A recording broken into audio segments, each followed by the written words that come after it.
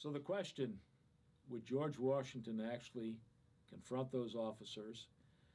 Well, it's my opinion that Washington knew all along that he was going to do that, and that on Wednesday, Thursday, and Friday of that particular week, the 12th and the 13th and 14th of March, he will spend a great deal of his time preparing a very learned speech, I think is a fair way to put it, to try to convince the officers to put aside this notion of our pay and our recognition is everything, that what's really important is that you've served a very worthy cause, and that should be recognition enough in itself. So now we come to the point, the climax of the Newburgh Conspiracy, Saturday, March 15th, 1783. Imagine yourself coming into this long, low building with another 300 or 400 officers. Not all the officers could be there. The building wouldn't hold them, so they sent various representatives. And those officers are angry. They're upset. What's going to come of us? There's peace coming in the background. Are we going to be disbanded, thrown out like old worn-out horses, that sort of thing? And so there's anger in the room, and up front is Horatio Gates. He's second in command. And Gates will begin to stand up, and he'll begin to speak, and there's a door in the back of the building, and who should appear but George Washington?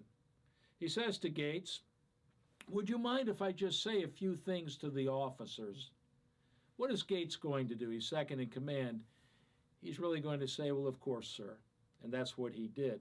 He's still hoping that Washington will say a few words, that he will leave, and that perhaps we can get on with this kind of coup that I think Gates really did have in mind, because he is a power-hungry individual. Washington comes up. He starts to read this particular speech. I'll give you a sample from it, that he would like the officers to express their utmost horror and detestation of the man who wishes, among any specious pretenses, to overturn the liberties of our country, and who wickedly attempts to open the floodgates of civil discord and deluge our rising empire in blood.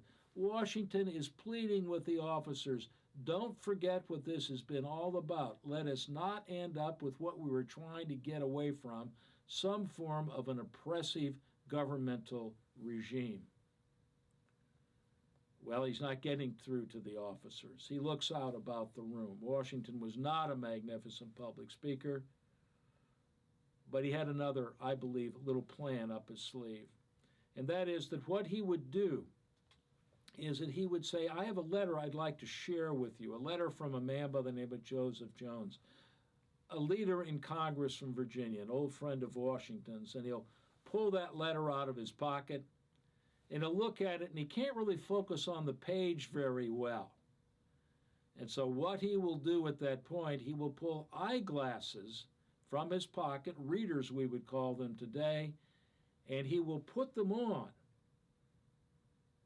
And he notices that the soldiers begin to murmur. Washington has never been seen with those eyeglasses before in public, and he will realize that somehow that has touched these soldiers.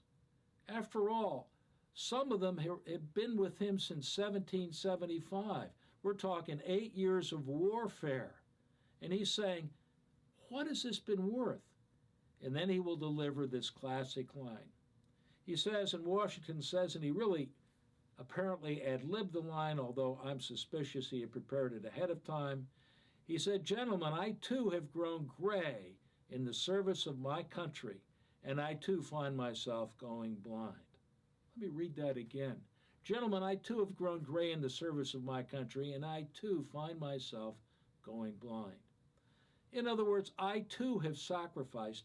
I have stood with you. You have stood with me. Let us continue to work together to bring about a successful end to this revolution.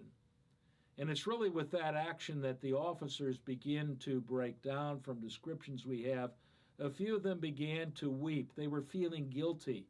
They now understood they were concentrating just on themselves. They weren't living to the higher ideal of the revolution, that even if they got nothing, not even the satisfaction of a population saying, job well done, that it had been worth it because they had given a very important gift to the world.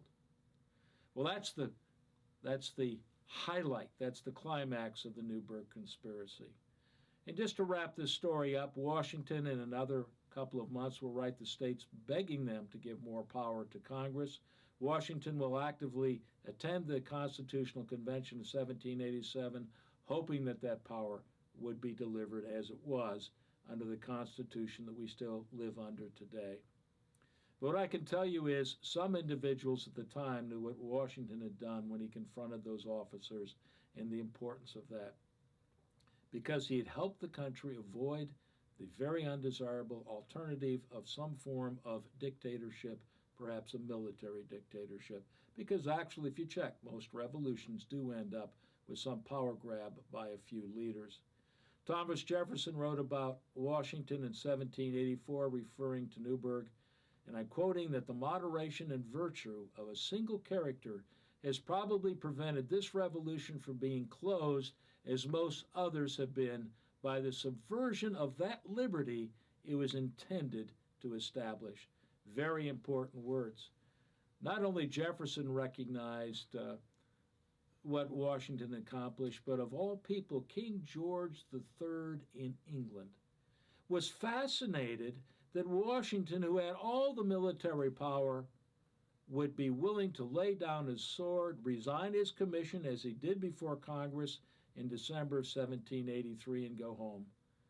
And so, in a conversation that George III had with an individual who recorded what George III had to say, this particular person was talking to the king, and the king said, "What do you think Washington's going to do? Would he really be willing to give up all the power that he had? Would he really be willing to go home?" And that individual said back to him, "Yes, sir. In fact, that's what he's doing. That's his plan. That's what he has accomplished. He is headed back home.